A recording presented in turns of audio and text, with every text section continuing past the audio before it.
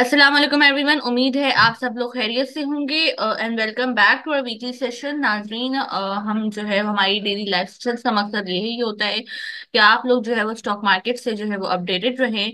और इसके लिए जरूरी है आप लोग हमारे चैनल को लाइक एंड सब्सक्राइब जरूर किएगा। इसके साथ साथ नोटिफिकेशन बेल भी जरूर प्रेस किएगा ताकि आप लोग जो है वो हमारी डेली लाइव सेशन से नोटिफाई रहें। नाजरीन, आज जो हमारे साथ गेस्ट मौजूद हैं आप लोग जो है वो बहुत अच्छे तरीके से जानते हैं। ही इज अमीन अब्दुल गफ्फार। तो आइए ना वेलकम करते हैं उनको। इनवाइट करने का मकसद है कि हम जो है वो उनसे आज की स्टॉक मार्केट के हवाले से डिस्कशन करेंगे। इसके अलावा मॉनेटरी पॉलिसी जो आ रही है 4 नवंबर को, 4 नवंबर को, तो उसके हवाले से भी बात करेंगे कि इंटरेस्ट रेट में क्या चेंजेस आएंगे। तो आइए ना वेलकम करते हैं। अस्सलाम वालेकुम सर। वालेकुम सलाम। सर कैसे हैं आप?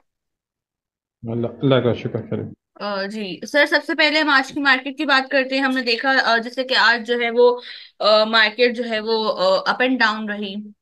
प्लस भी हो गई थी मार्केट इन बिटवीन, और फिर उसके बाद हमने मार्केट जो है वो सेलिंग हमने देखी मार्केट में। तो क्या वजह है इसकी? क्या जो है वो क्यों इतने जो है वो मार्केट अप डाउन थी आज? आ, देखिए, सबसे पहले तो ये कि आज जो मार्केट का स्टार्टिंग बहुत अच्छा हुआ था। तकरीबन 200 प्लस की मार्केट खुली थी। और इसके बाद मार्केट ने पूरा दिन ट्रेड करते करते मार्केट एक तक 87,000 के करीब पहुंच गई। तो ये 87,000 एक नफसियाती बैरल होता है कि जब नया इंडेक्स आता है तो म्यूचुअल फंड वगैरह या क्लाइंट वगैरह या फिर इंश्योरेंस कंपनी वगैरह सेलिंग करती है। तो उससे पहले मार्केट ने थोड़ा अपने आप को करेक्शन लिया, क्योंकि फिर नए इंडेक्स में सेलिंग आती है तो बहुत ज़्यादा आ जाती है।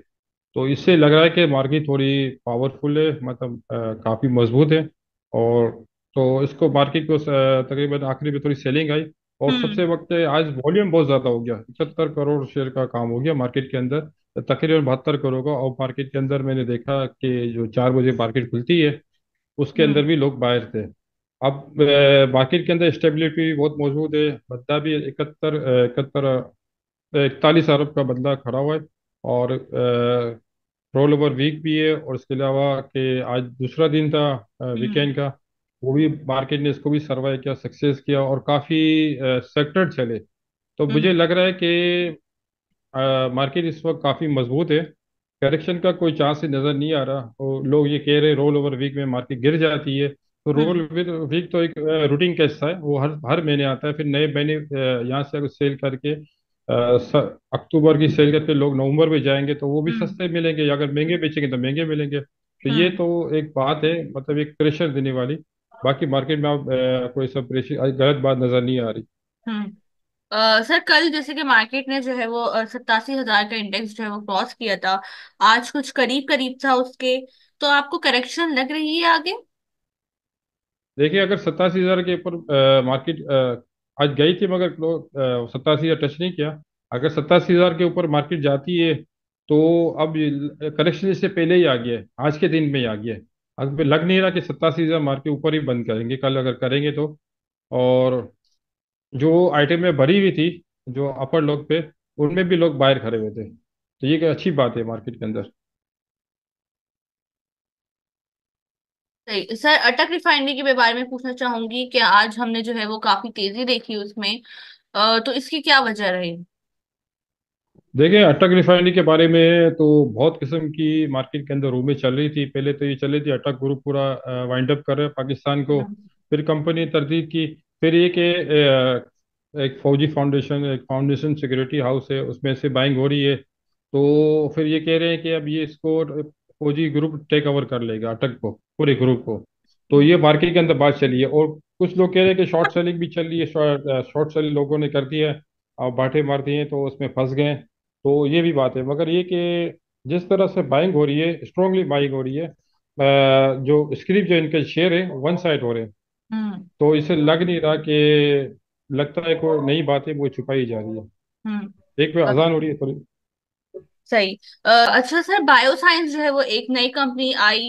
इसमें ये कौन सी सेक्टर्स की कंपनी है, फर्स्ट ऑफ ऑल ये डिस्कस किएगा। क्या बनाती है और इसकी क्या परफॉर्मेंस जो है वो है। और इसकी फेयर वैल्यू भी जो है वो थोड़ी डिस्कस किएगा। ये आपने अच्छा सवाल किया, क्योंकि बायोसांस से लोग धोखा खा जाते थे और कहते थे कि आईटी की कंपनी है। हालांकि ये आईटी की कंपनी नहीं है, फार्मास्यूटिकल की कंपनी है। इसके डायरेक्टर से मैंने खुद ने इंटरव्यू लिया। और ये फरोसन की सब्सिडी कंपनी है फरोसन की। और ये 77 रुपये में आई थी, और इसकी जो फेस वैल्यू है 3 रुपये है। 3 रुपये का मतलब ये हो गया कि 77 से आप इसको मल्टीपल करेंगे तो 231 रुपये इसकी मार्केट प्राइस बनते हैं। तो लोग इसमें काफ़ी कंफ्यूज थे कि बोला 231 की रेट में हम इसको बाइंग करेंगे तो फिर पता नहीं किस रेट में बेचेंगे। तो इसमें अपनी सक्सेसफुल हुआ। इसने 1 अरब मांगे थे, 1 अरब रुपीस पाकिस्तानी मांगे थे। वो 4 अरब रुपया है। तो ये कि इसका आईपीओ बहुत सक्सेसफुल हुआ। और कल इसके रेट के अंदर थोड़ा ओपनिंग थी, अप डाउन हुआ थोड़ा। 78 हुआ, 69 तक गया, फिर इसका हुआ। आज इसका रेट 84 रुपये तक गया। 84 रुपये अपर लोग तो इसका काम हो गया। और तकरीबन अपर लोग के करीब बंद हुआ, 7 रुपये कुछ 31 पैसे प्लस बंद हुआ। तो ये जो इसकी जो मैं आपको बता रहा उसकी जो मैंने इसके डायरेक्टर से जो मैंने इसकी मालूमात दी, तो डायरेक्टर ने मेरे को बताया, जो ब्रीफिंग दे रहे थे, कि जो कैंसर की दवाई होती है, ये काफ़ी कैंसर का महंगा इलाज है। आपको भी पता है, लोगों को भी पता है कि कैंसर का इलाज काफ़ी महंगा है। तो ये इन लोगों ने एक कैंसर की प्रोडक्ट निकाली जो तकरीबन 1 लाख रुपए की पड़ती थी। फिर इस पे इन लोगों ने और मजीद मेहनत की तो 40 हज़ार तक हो गई। फिर मजीद इसको कुछ और डिस्काउंट करने की कोशिश की, इसको मटेरियल वगैरह, तो फिर अब ये 25-26 हज़ार की पड़ रही है। हम्म। तो ये एक किस्म की लोकल प्रोडक्ट है, और उससे जो हम इंग्लिश फार्मेसी के इस्तेमाल करते हैं वो हमें बहुत महंगी पड़ती है। फार्मूला दोनों के सेम होते हैं, वो अपनी हम्म। गुडविल बेच रहे हैं, अपने नाम बेच रहे हैं। मटेरियल, रॉ मटेरियल वगैरह सेम होता है, नाम थोड़ा फर्क होता है, और बाकी सब तमाम चीज़ें ही होती है। लोग उसको लोकल से इम्पोर्टेड चीज़ को ज़्यादा तवज्जो देते हैं, तो इसकी वजह से वो इम्पोर्टेड चीज़ बहुत ज़्यादा महंगी होती है। अब देखें, मल्टीनेशनल कंपनियां होती है फार्मेसी के लिए, इसका बहुत ज़्यादा प्रॉफिट होता है। और हम्म। जो लोकल होता है इसका थोड़ा कम होता है, क्योंकि ये डिस्काउंट में बेच रहे होते हैं। अब ये डिस्काउंट में ये दवाई दे रहे हैं, तो इससे कि आम आदमी को बहुत फायदा होगा।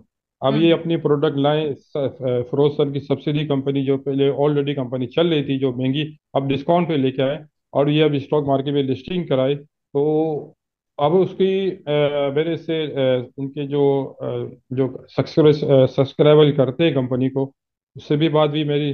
शाहिद अली हबीब से भी बात हुई, तो उसने कहा कि ये हम लॉन्ग लॉन्ग टर्म के लिए इसको मतलब बहुत अच्छा देख रहे हैं। तो मैं तो खुद समझा कि चलो अभी यहाँ लोगों को भाई तो 77 से भी कम में मिल जाएगा, मगर ऐसा नहीं हुआ। वहां से अपना चलना शुरू हो गई। अब 84 तक हो गया। मुझे लग रहा है कि अब ये 100 इजीली क्रॉस कर जाएगी, क्योंकि मार्केट के अंदर इसके आज जनरल पब्लिक के पास शेयर नहीं है, बड़े बड़े लोगों के पास शेयर है। और इनको ये गारंटी दी जाती थी कि जब आप शेयर आईपीओ में हिस्सा लेंगे तो आपको इतना प्रॉफिट होगा। तो ये लोग कराते हैं प्रॉफिट। और जो जो लोगों ने इसमें हिस्सा लिया उसको इसमें बहुत कमा के निकलेंगे। बहरहाल ये कंपनी अच्छी है। और इसका जो फार्मूला भी आपको मैंने बता दिया कि डिस्काउंट पे ये दवाई बेच रही है आम लोगों को, तो ऐसे लोगों को साथ देना चाहिए ऐसी कंपनी में। तो इसकी तारीफ कर देनी चाहिए आपको, आप कुछ नहीं कर सकते तो। ये लोग अच्छे काम कर रहे हैं। बिल्कुल बिल्कुल सही सर। ऑटो सेक्टर की अब हम बात करते हैं। ऑटो सेक्टर ने भी जो है वो आज काफी अच्छा परफॉर्म किया। तो इसके पीछे क्या रीजन है? ऑटो सेक्टर की काफ़ी अरसे से मतलब वो डाउन चल रही थी, आज साजगार वगैरह। आज जो मार्केट में पॉइंट बढ़े हैं, वो ज़्यादा तो ऑटो सेक्टर के थे, कुछ हप्को के थे, कुछ लकी सीमेंट के थे। तो ज़्यादा ये ऑटो सेक्टर की बहुत ज़्यादा अच्छी परफॉर्मेंस आज आई काफ़ी अरसे के बाद। ऑटो सेक्टर में एक ये कि लीजिंग का एक था कि लीजिंग के थ्रू गाड़ियाँ देंगे, इलेक्ट्रॉनिक गाड़ियाँ आएगी।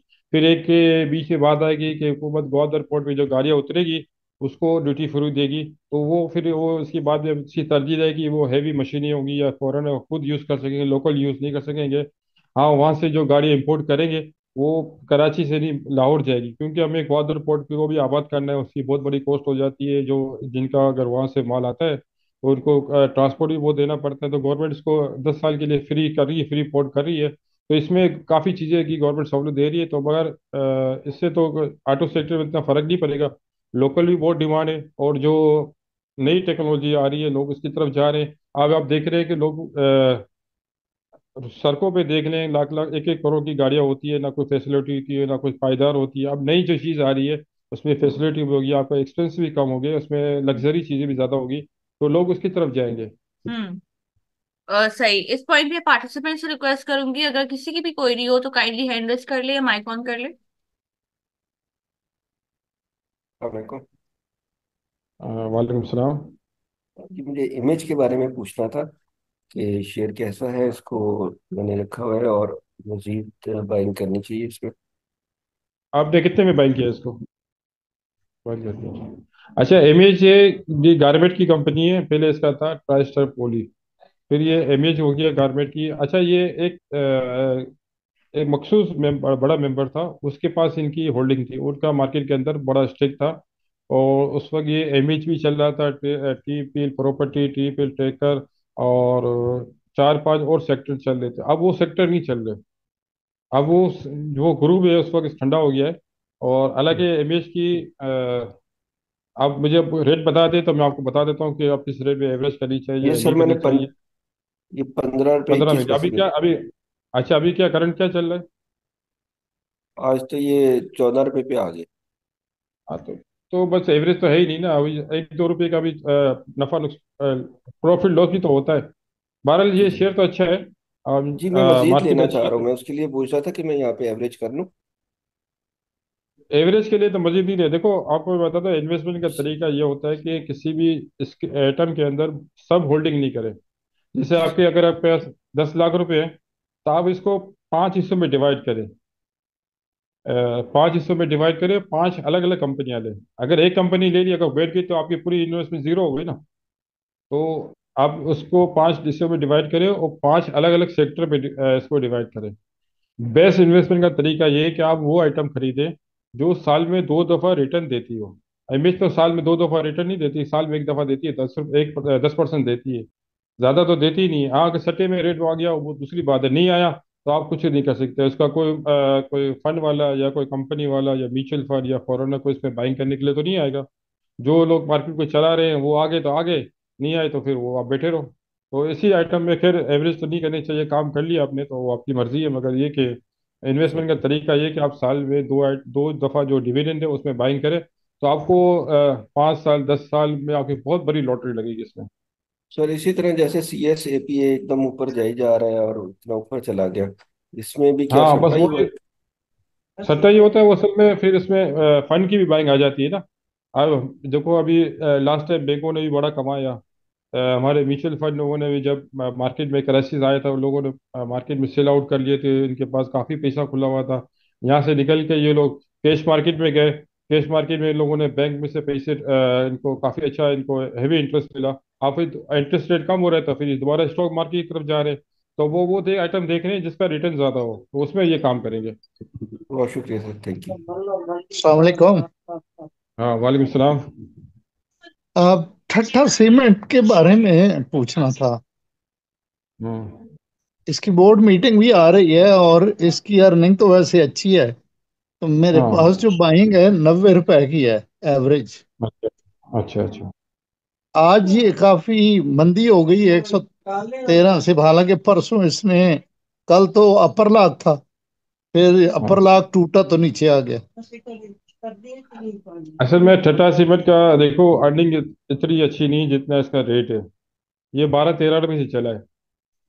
आपको पता है, जब टाटा सीमेंट जब चला था तो मेरी से एक कंपनी वाले से बात हुई, तो मैंने इसकी स्टॉक एक्सचेंज के अंदर इसकी ब्रीफिंग भी अटेंड की।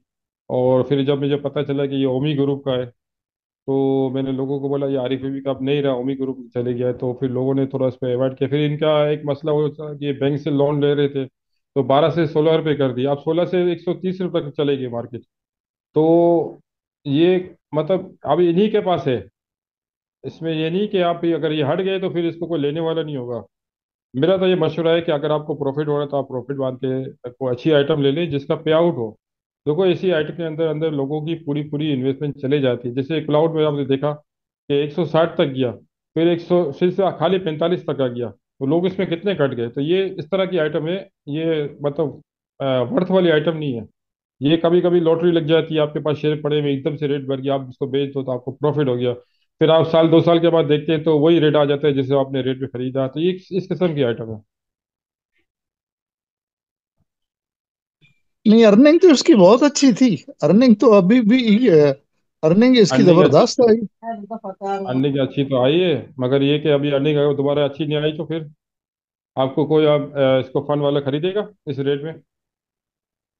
आपको लगता है इसकी, आप जब अर्निंग वगैरह देखते हैं तो वर्थ वाला तो शेयर तो है नहीं ना। जैसे अटक ओके सीमेंट है, फौजी सीमेंट है, वर्थ वाले है ना, ग्रुप स्ट्रांगली स्ट्रांगली ग्रुप है। ग्रुप भी तो देखा जाता है ना पीछे। Okay, thank you. सही सर, मैं पेनी स्टॉक्स के बारे में पूछना चाहूंगी। हम दोबारा देख रहे हैं कि इसमें वॉल्यूम जो है वो आ रहा है, तो इसके पीछे क्या वजह है? देखें, वजह तो मैं आपको ये कि पहली स्टॉक के अंदर आज बहुत अच्छा काम हो गया। देखो मार्केट 87,000 के भी आ गई है। लोग जो मार्केट में एनालिस्ट वगैरह ये कह रहे हैं कि थोड़ी मार्केट में एहतियात करें। और जब भी मार्केट में करेक्शन आता है तो वो पहली स्टॉक के अंदर वॉल्यूम बहुत ज़्यादा होता है। ये एक मंदी की निशानी होती है। बहरहाल, मैं तो ये नहीं कहता कि मंदी हो जाएगी, मगर एक पहली स्टॉक काफ़ी अर्से के बाद चला है। एक मकसद आपको बता दें तो खुला लाहौर का, लाहौर के जो ग्रुप वाले थे वो काफ़ी अरसे के बाद मतलब पेटी स्टोर के अंदर चल गए, क्योंकि इनका चकवाल स्पेलिंग चल गया। तो ये ग्रुप पूरा मजबूत हो गया। ये इनके अब थोड़ा ये प्रॉब्लम में आ गए थे। चकवाल से क्लाउड नाम हो गया था, तो इनकी जो इन्वेस्टमेंट और ये ग्रुप पे थोड़ा दबा रहा था। अब ये दोबारा चलना शुरू हो गया तो थोड़ा फिर इनकी दूसरी आइटम है सब, चकवाल की कोसम भी है, यूसुफ वीविंग भी है, हम्म। तो ये सब चलना शुरू हो गए और लोगों का एक और किस्म का कॉन्फिडेंस आ गया। हम्म। तो ये सही। कि आपको प्रॉफिट करते जाएं और निकलते जाएं, फिर आपको एकदम से तो कोई आइटम बढ़ नहीं जाती। 100 में से एक दो आइटम एकदम से बढ़ती है, बाकी तो तमाम तो आपको कुछ करीब करीब मिल जाएगी। एक दो रुपए कम मिल हम्म। जाएगी या एक दो रुपए महंगी मिल जाएगी, मगर रेट वही होता है। ठीक। जैसे कि अभी ठट्टा सीमेंट कहा, तो इस तरह की आइटम हर कोई तो आइटम नहीं बढ़ सकते। प्लाउड बढ़ गया एकदम 3 रुपए से 160 रुपये हो गया, तो हर कोई इस तरह की नहीं आइटम बढ़ सकती। बस यही है, बस हो जा।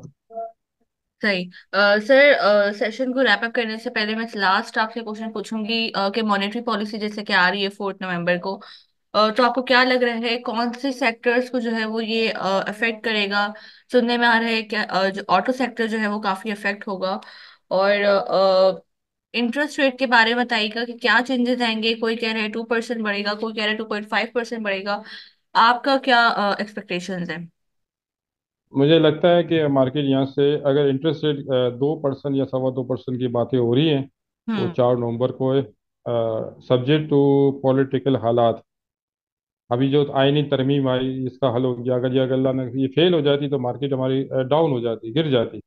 तो ये इस किस्म के अगर दूसरे को हालात आ जाते हैं, जिससे कि लोग तमाम पार्टियां पॉलिटिकल जो मुल्क के अंदर पॉलिसी बनाने के बजाय आपस में उलझी हुई थी, तो इससे थोड़ा डिस्टर्ब हो जाता है, इन्वेस्टमेंट डिस्टर्ब हो जाते हैं। जैसे कि मैं आपको पहले आपके प्रोग्राम में कहा था कि अगर ये आईनी तरमीम पास हो जाती तो नई इन्वेस्टमेंट आएगी। तो इसका आज असर देख लिया आप, मार्केट के अंदर इतना अच्छा काम हुआ और इंटर 2 दिन से मार्केट सलंग तेजी हो रही है। तो ये पॉलिटिकल हालत पे डिपेंड करता है कि फर्दर इन्वेस्टमेंट आएगी। अभी ये जो हमारे सबसे बड़ा जो चैलेंज है डॉलर का है।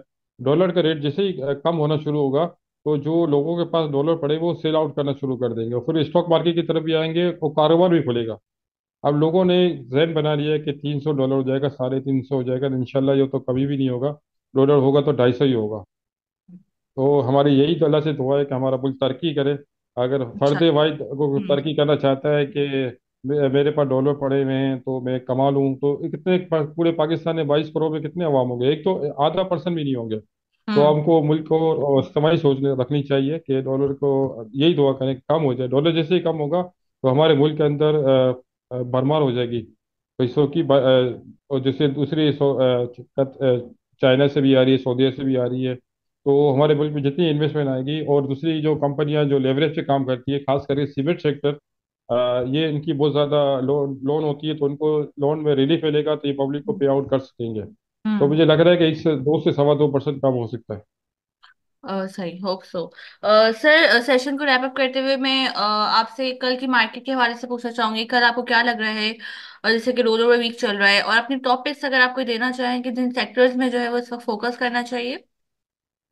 देखिए, मार्केट तो अभी ऐसी भेड़ चाल है कि तो एक रेवड़ होता है भेड़ियों का, कभी वो आगे बढ़ता है कभी पीछे बढ़ता है। तो कोई आइटम बहुत ज्यादा बढ़ गई, कोई बहुत ज्यादा कम हो गई या ये पीछे रह गए, तो इस तरह की है। तो आपको जहाँ आपको दिल माने वहाँ आप इसको प्रॉफिट भी कर ले या थोड़ा लॉस भी कर ले, आइटम स्विच कर ले, तो आपकी इन्वेस्टमेंट कायम रहेगी। वरना तो स्टॉक में एक गलती करेंगे तो इन्वेस्टमेंट जीरो हो जाती है, वो हमेशा मैं कहता हूँ। तो दूसरी बात है कि ऐसी आइटम में काम करें जिसका पे आउट हो, रिटर्न हो। अभी दिसंबर क्लोजिंग के जो शेयर है उस पर लोग फोकस कर रहे हैं, फिर अगले ये नवंबर अगर एंड होता जाएगा, दिसंबर क्लोजिंग की परफॉर्मेंस आ जाएगी, लोगों को इनसाइड न्यूज मिल जाती है बड़े ब्रोकर को कि अब ये इस कंपनी में इतना रिटर्न वाला है। तो फिर वहां से थोड़ा थोड़ा सेल आउट करते हैं, फिर लोग पब्लिक लेती है, फिर जब डिविडेंड में आ जाता है तो रेट वही रहता है। हालांकि हम्म। अच्छा पे आउट आता है, अच्छा अच्छी अर्निंग आती है, मगर रेट नहीं बढ़ता, लोगों को पहले ही पता होती है। तो ये 3 महीने एडवांस मार्केट चलती है, तो इसके हिसाब से मार्केट में काम करें। हम्म। सही। Thank you so much sir, हम सेशन को रैप अप करते हैं। थैंक यू सो मच, आपने जो अपना कीमती वक्त हमें दिया, और काफी इंफॉर्मेटिव था आपका session. And thank you so much viewers, आपने भी हमें ज्वाइन किया। Sir thank you so much. जो है वो आगे आने वाले सेशन में जो है आपको फिर इनवाइट करेंगे। अपना ख्याल रखिएगा सर, अल्लाह हाफिज।